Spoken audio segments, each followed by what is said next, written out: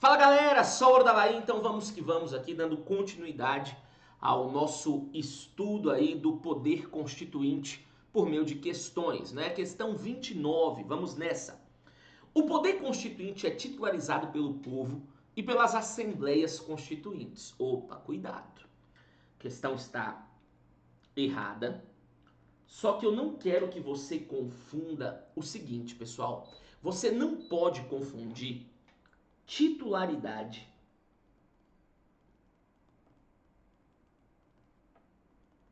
e exercício. Beleza? Ó, deixa eu te explicar isso aqui porque isso aqui é importante demais. Se eu chego para você e pergunto assim, gente, quem é o titular do poder constituinte? Hoje você responde em prova que a titularidade fica nas mãos do povo. Beleza? Agora cuidado, por quê? O cara que fez essa teoria do poder constituinte foi o Abade Emanuel Joseph Sieyès. Beleza? E quando ele fez essa teoria dele por volta ali de 1789, mais ou menos, né, o que acontece? Ele falava que a titularidade ficaria nas mãos da nação. Nação e povo são conceitos distintos, beleza? Agora, cuidado, presta atenção, porque uma vez isso foi cobrado em uma prova da antiga ESAF. Ele perguntava quem era o titular do poder constituinte de acordo com o Abade Emanuel Joseph Sieyès. E aí tinha entre as alternativas povo. E a maioria da galera foi no povo. Errou. Porque de acordo com o Criador é a nação. Então, ó, se eu não pergunto de acordo com o Criador, se eu pergunto, gente, a titularidade fica nas mãos de quem? Povo, sem pensar duas vezes. Agora, de acordo com o Criador da teoria, a titularidade fica nas mãos da nação. Agora, você só, mais uma vez eu vou repetir, você só vai marcar nação como titularidade se ele perguntar de acordo com o criador da teoria, apenas, beleza? Agora, nem sempre o titular é o mesmo que exerce o poder, né? Às vezes o jardim é meu, mas não sou eu que tomo conta dele, sim um jardineiro, né? Então, a titularidade é do povo, ok. Agora, o exercício fica nas mãos dos representantes do povo. Beleza? E aqui cumpre ressaltar um detalhe importante, porque quando nós falamos representantes do povo, geralmente vem a noção de que são pessoas que nós escolhemos, que nós votamos, e aí por isso, em nosso nome, eles estão ali. Cuidado. Quando nós falamos aqui que o exercício do poder constituinte fica nas mãos dos representantes do povo, cumpre ressaltar que aqui entra tanto os representantes legítimos e também os ilegítimos.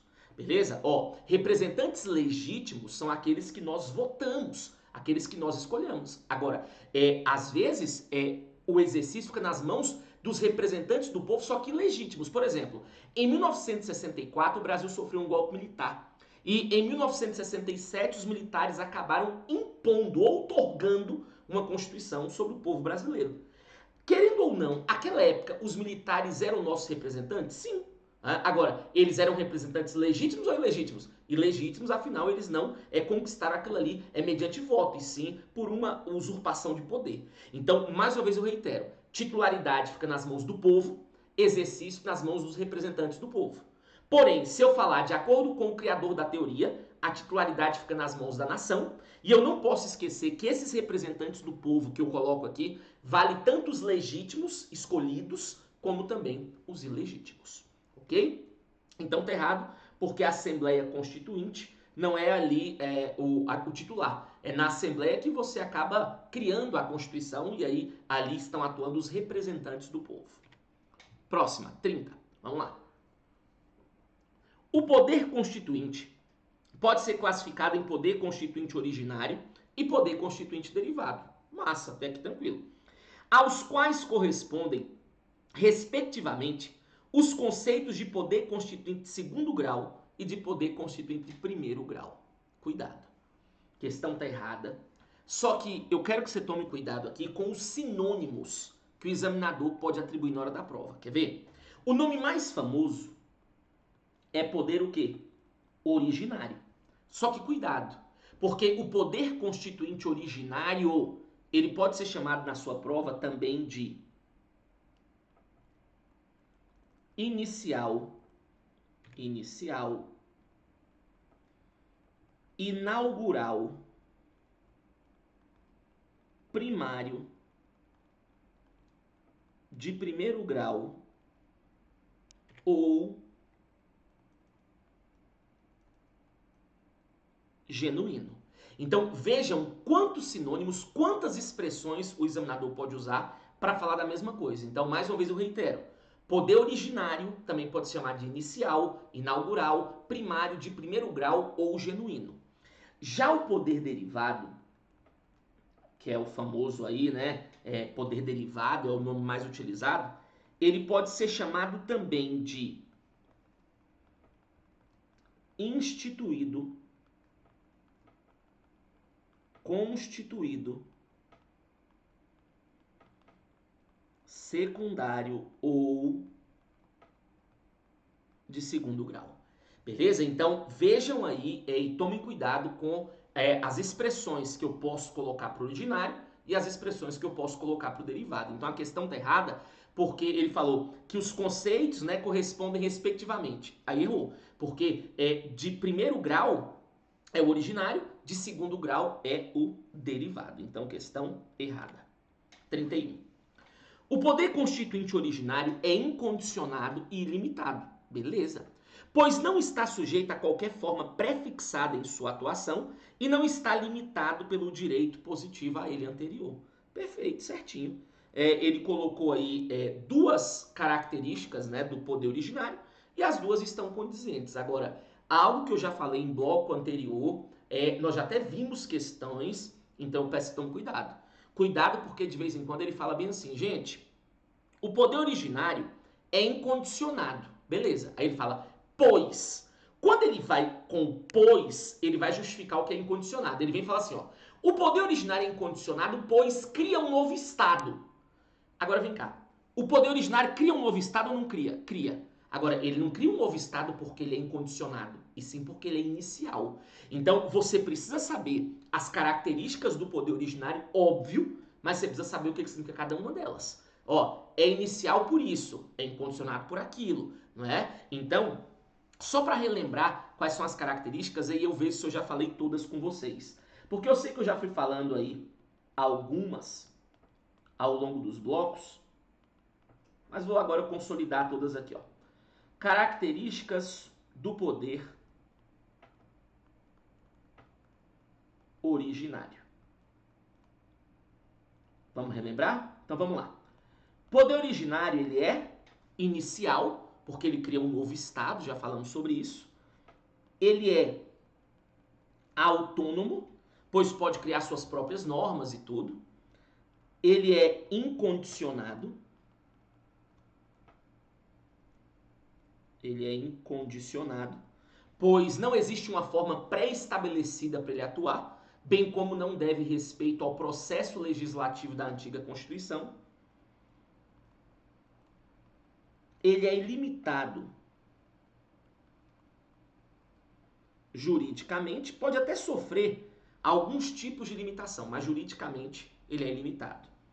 Ele é permanente, também já expliquei isso para vocês, porque ele pode manifestar-se a qualquer tempo, lembra? Eu até dei o exemplo do vulcão para fazer a analogia, para fazer a comparação com o poder originário. Ele é político, não é isso?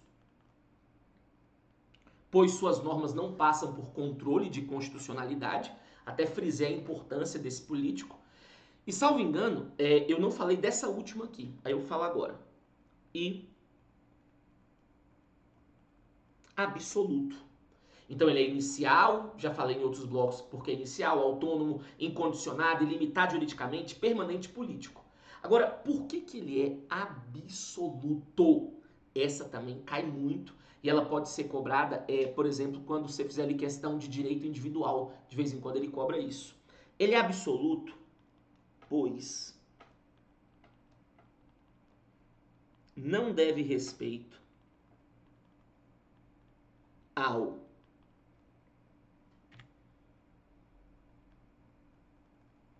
ato jurídico perfeito,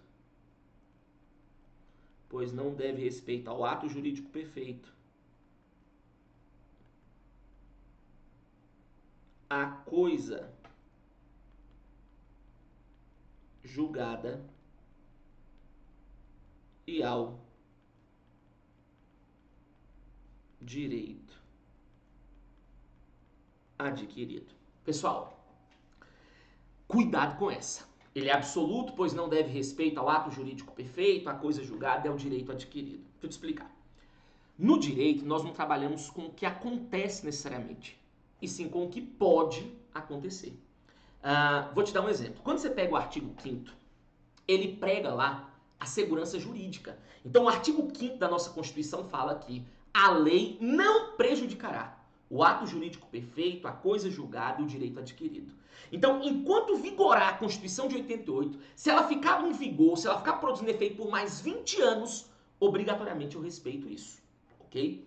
Agora, diante de uma nova Constituição, nós estamos diante do poder originário. E o poder originário, ele é absoluto. Então, por exemplo, eu vou te dar um exemplo aqui de um ato jurídico perfeito. Uma pessoa que aposentou. A pessoa que aposentou, ela cumpriu os requisitos, então ela teve direito adquirido, e quando ela se aposenta e começa a receber os proventos da aposentadoria, ela está diante de um ato jurídico perfeito. Então, se uma pessoa está aposentada hoje na Constituição de 88, enquanto vigorar a Constituição de 88, eu não posso tirar a aposentadoria dela. Agora, imagina a situação. Diante de uma nova Constituição, eu posso tirar a aposentadoria da galera? Posso. Porque eu não devo respeito ao ato jurídico perfeito. Agora, imagina o seguinte, todo mundo aí na família tem algum aposentado ou não tem? Com certeza. Se acontecesse uma situação como essa, ia dar confusão ou não ia? Ia ter guerra civil, meu irmão. Não tem jeito. Então, nós não trabalhamos necessariamente com o que acontece, e sim com o que pode acontecer. Se vai acontecer, muito provável que não. Agora, que pode, porque ele é um poder absoluto. Então, essa história de respeitar ato jurídico perfeito, coisa julgada e direito adquirido, enquanto vigorar a Constituição de 88. Se diante de uma nova eu quiser mudar, não tem problema nenhum. Então, essas aqui, pessoal, são as características do poder originário. Dificilmente você vai pegar alguma questão que vá colocar uma diferente dessas aqui que eu mencionei, ok? 32, vamos lá. O poder constituinte derivado pode ser subdividido em poder constituinte reformador e poder constituinte decorrente. Pode ou não pode? Pode. Ah, professor, mas está faltando o revisor. Ele colocou apenas? Então até aqui estaria perfeito. Ele pode ser dividido assim? Pode. Agora se ele colocasse... pode ser dividido apenas assim. Aí estaria errado porque faltou o revisor. Mas até aqui a questão não tem problema nenhum, porque de fato ele pode ser dividido dessa forma aqui. Aí ele continuou. O segundo está falando do decorrente. Consiste naquele que possibilita aos Estados-membros que estes, em virtude de sua autonomia político-administrativa, se auto-organizem por meio de constituições estaduais, que respeitem sempre as regras limitativas estabelecidas pela Constituição Federal. Perfeito. Questão linda, certíssima, sem nenhum retoque aqui a fazer. 33. Vimos essa aqui agora há pouco, quer ver? Ó? O poder constituinte originário esgota-se quando é editada uma Constituição, razão pela qual, além de ser inicial, incondicionado e ilimitado, ele se caracteriza pela temporariedade. Vem cá. Poder originário é inicial? Sim. É incondicionado? Também. É ilimitado? Ok. Beleza? Agora vem cá. Ele falou assim, o poder originário esgota-se quando é editada uma Constituição? Não. Porque ele não é temporário. Ele é permanente. Mais uma vez eu volto com aquela história do vulcão. Quando um vulcão entra em erupção, ele produz efeito. Depois ele entra em estado de inatividade. Não significa que ele está morto, ele está dormindo. Mesma lógica você emprega para o poder originário. A erupção dele acontece sempre que uma Constituição é criada. Agora, depois que eu crio aquela Constituição, eu não vou matá-lo. Ele não está morto, ele está dormindo. Ele pode voltar a manifestar-se a qualquer tempo, criando uma outra. Então ele não é temporário, ele é permanente, razão pela qual ele não esgota-se ao ser ditada uma Constituição. 34. Como poder... Opa, agora nós vamos entrar num caso aqui fera demais, fera demais. Como o poder constituinte originário inaugura uma nova ordem jurídica, sim, né, ele é inicial. Todas as normas infraconstitucionais perdem vigor com o advento da nova Constituição. Vamos lá. Vamos lá, porque nós chamamos isso aqui de direito intertemporal. Quando você cria, olha aqui o questionamento. Quando você cria uma nova Constituição, o que você faz com a Constituição antiga? Quando você cria uma nova Constituição, o que você faz com as leis antigas? São raciocínios diferentes. Por isso que eu preciso que você tome muito cuidado com isso. Vamos lá, antes de resolver essa questão, presta atenção. Nós vamos começar com esse conflito aqui, ó. Constituição nova versus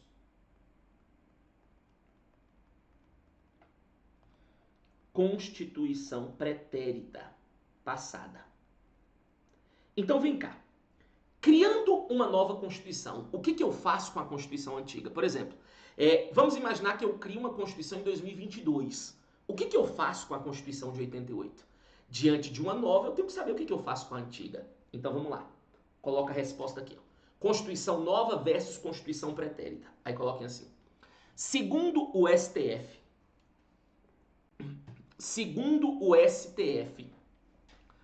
diante de uma nova Constituição,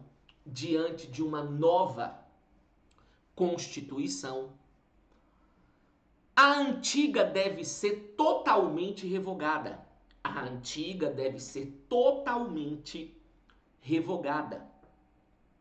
Ou seja, ocorre uma ab-rogação.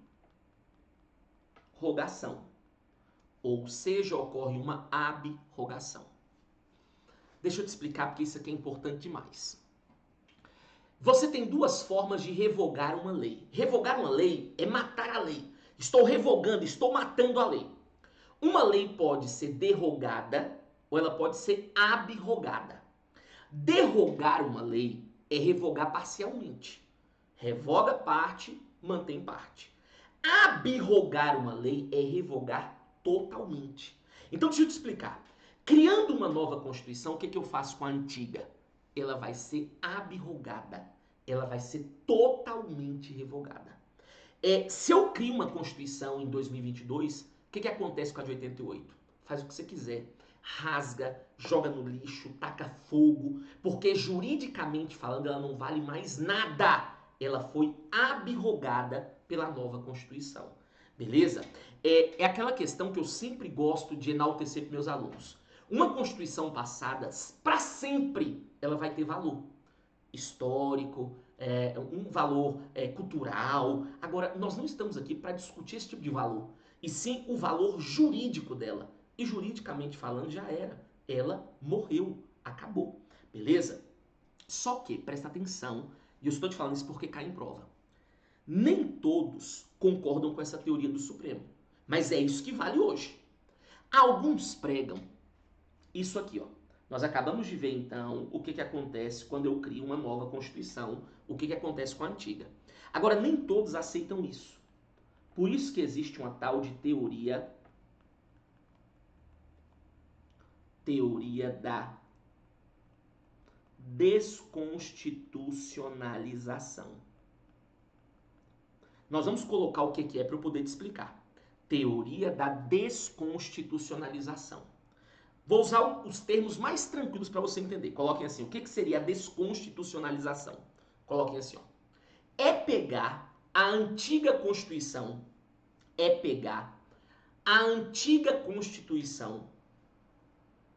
e nas partes compatíveis,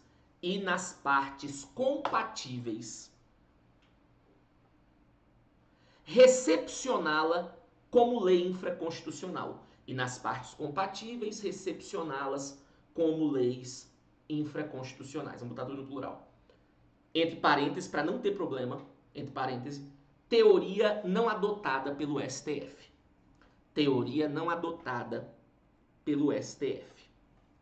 Vem cá, para você entender essa situação. Ó, nós tínhamos a Constituição de 67, para alguns 69, né? E aí então veio a Constituição de 88. Para o Supremo, o que acontece com a Constituição passada? Abroga.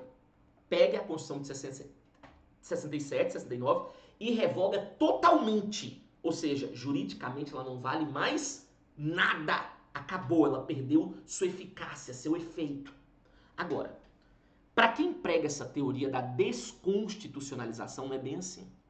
Esses caras aqui que são meio filósofos, vamos dizer assim, eles falam assim, cara, não tem como você criar uma nova Constituição e simplesmente pegar a antiga e tacar fogo, jogar no lixo. Você tem que tentar de alguma forma aproveitá-la.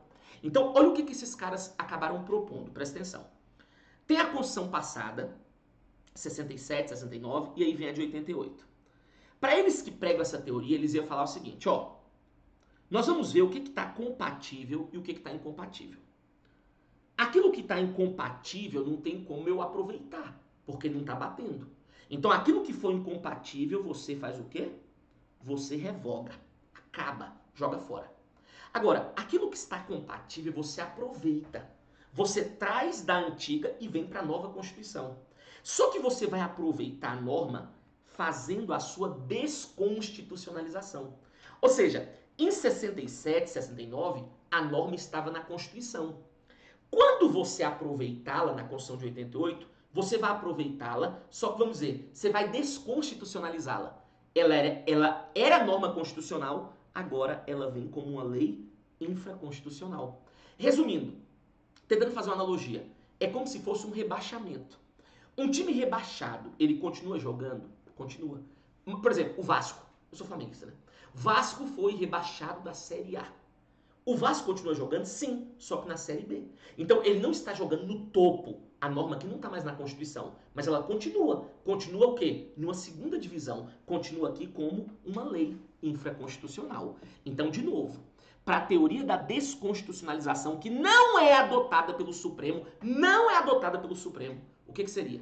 Aquilo que está incompatível você revoga, aquilo que está compatível você aproveita, você traz. Só que você vai fazer a desconstitucionalização da norma. Ela era norma constitucional, agora ela vem como uma lei infraconstitucional. Agora vem cá. Eu te expliquei o seguinte. Criei uma Constituição nova, o que eu faço com a antiga? Mostrei a teoria que o Supremo adota, que essa aqui é o que você leva para a prova. Mas se ele te perguntar, por acaso, o que é desconstitucionalização, como ele já fez várias vezes, você também sabe o que é, embora não seja adotado pelo Supremo. Agora, peraí. Quando você cria uma nova Constituição, pega a antiga e rasga, é fácil, porque você já tem a nova Constituição pronta. Agora, a pergunta é a seguinte, é aí que nós vamos resolver a questão. O que você faz com as leis antigas? Leis ordinárias, leis complementares, medidas provisórias. Porque é o seguinte, se você for analisar mesmo na prática, as leis mais importantes são as infraconstitucionais. Quer ver, ó? Código Penal, Código Civil, Código Tributário, todas elas são normas infraconstitucionais. Então, é o seguinte, se eu criar uma nova Constituição, eu pego todas as leis e rasgo, como é que eu vou viver? Vou viver de costume? Ei, criar uma lei, sobretudo um código, não é algo do dia para a noite. Um código às vezes demora anos e anos e anos para ficar pronto. Por isso que com as leis eu tinha que pregar um outro raciocínio. É aí que vem o seguinte. Quando eu falar de Constituição nova e leis infraconstitucionais, nós vamos adotar uma teoria que é conhecido como a teoria da recepção do grande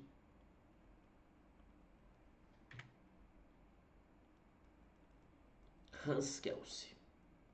Então, quando nós falarmos, ó, criei uma nova Constituição, o que eu faço com as leis? Aí você vai adotar essa teoria.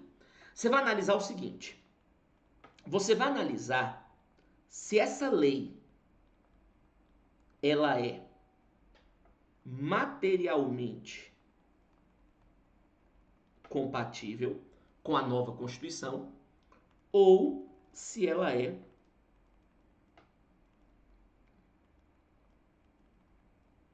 materialmente incompatível. Por quê? Se eu criar uma nova Constituição, o que eu faço com as leis? Vamos olhar. A lei é materialmente compatível? O conteúdo da lei é compatível com a nova Constituição? Se for, se materialmente compatível, essa norma ela vai ser recepcionada. Porém, se materialmente incompatível, se não estiver batendo o conteúdo, nós falamos que essa norma ela vai ser revogada. Beleza? Então vamos dar um exemplo maluco aqui, presta atenção. Vamos imaginar, aqui ó, você tem a Constituição de 67, 69 e aqui você tem a Constituição de 88. Beleza? Mas vamos imaginar que em 1980 nós criamos uma lei. Que lei? Situação hipotética. Em 1980 nós criamos a lei da tortura. Não era uma lei que proibia a tortura, era uma lei que mostrava como que a tortura poderia ser feita. Afinal, era um regime ditatorial, aquela coisa, situação hipotética. E aí, em 1980, então, eu crio a lei da tortura. Vem a Constituição de 88. Eu te pergunto, o conteúdo dessa lei de tortura está compatível com o conteúdo da nova Constituição? Claro que não. Uma Constituição democrática, que prega a dignidade da pessoa humana, que não proíbe tortura, tratamento desumano ou degradante. Então, visivelmente, o conteúdo dessa lei aqui é materialmente incompatível. Por isso, então, essa lei ela vai ser revogada. Beleza? Agora, vamos imaginar que em 1983 eu criei uma lei da ação popular, protegendo, mostrando como que você vai entrar com a ação popular, o que ela vai proteger, meio ambiente, patrimônio histórico, cultural, beleza. Vem a Constituição de 88. Eu te pergunto, o conteúdo dessa lei de 83 aqui, o conteúdo é compatível? Sim. Por isso, se o conteúdo é compatível, ela vai ser o quê? Recepcionada. Só pra você ter noção, o nosso Código Penal é da década de 40. Até hoje nós adotamos ele. Por quê? Ó, veio Constituição de 46, 67, 69, 88 e ele sempre está sendo o quê? Materialmente compatível com as novas constituições. Por isso ele vem sendo o quê? Recepcionado. Beleza? Então, sempre que nós falarmos de leis infraconstitucionais, esse é o raciocínio. Claro, quando nós falamos de teoria da recepção, tem muita situação que você precisa ainda analisar. Algumas ainda análises eu vou fazer no bloco que vem para não ficar muito pesado. Mas eu queria aqui passar a lógica disso tudo para depois eu poder aprofundar um pouco mais com vocês, uma vez que nós não podemos, vocês sabem muito bem disso, confiar no examinador. Né? Mas eu quero primeiro consolidar isso que eu já coloquei para vocês, para que depois eu possa ainda falar um pouco mais. Então olha aqui, eu te pergunto agora, criei uma nova Constituição. O que eu faço com a Constituição antiga? Ela vai ser totalmente o quê? Revogada. Muito bem. Segundo o Supremo, tem que ocorrer a sua abrogação. Porém, quando eu criar uma nova Constituição, o que eu faço com as leis antigas? Depende. Se a lei for materialmente compatível, ela vai ser recepcionada. Se a lei for materialmente incompatível, ela tem que ser o quê? Revogada. Beleza? Então, pessoal, vamos resolver a questão agora. Eu acredito que com essa explicação aqui já eu consiga resolver com vocês tranquilamente isso aqui, ó. Como o poder originário inaugura uma nova ordem jurídica, de fato acontece isso mesmo. Olha o que ele falou. Todas as normas infraconstitucionais, está falando dessa teoria aqui, ó. Todas as normas infraconstitucionais perdem vigor com o advento da nova Constituição. Errado. Perdem vigor coisa nenhuma, porque você vai ter que analisar isso aqui. E aí no próximo bloco, eu ainda vou te mostrar que a revogação é algo bem mais difícil de acontecer do que aparenta. Porém, aqui já tem muita situação, principalmente isso aqui, eu acho isso aqui muito importante, esse conflito aí, esse direito intertemporal, então eu vou parando por aqui. E aí, no próximo bloco, nós fazemos um bloco para finalizar aí essa história de poder constituinte, e eu tenho certeza que vocês vão ter a base necessária para resolver qualquer tipo de questão. Beleza? Não percam foco, não percam o objetivo de vocês maior e, sobretudo, não percam a fé, porque são esses elementos que, com certeza, vão levá-lo ao topo. E eu quero estar lá contigo no topo, lá no seu churrasco de posse, comemorando com você, vai ser fera demais. Um grande abraço, Saúde da Bahia e até a próxima. Valeu!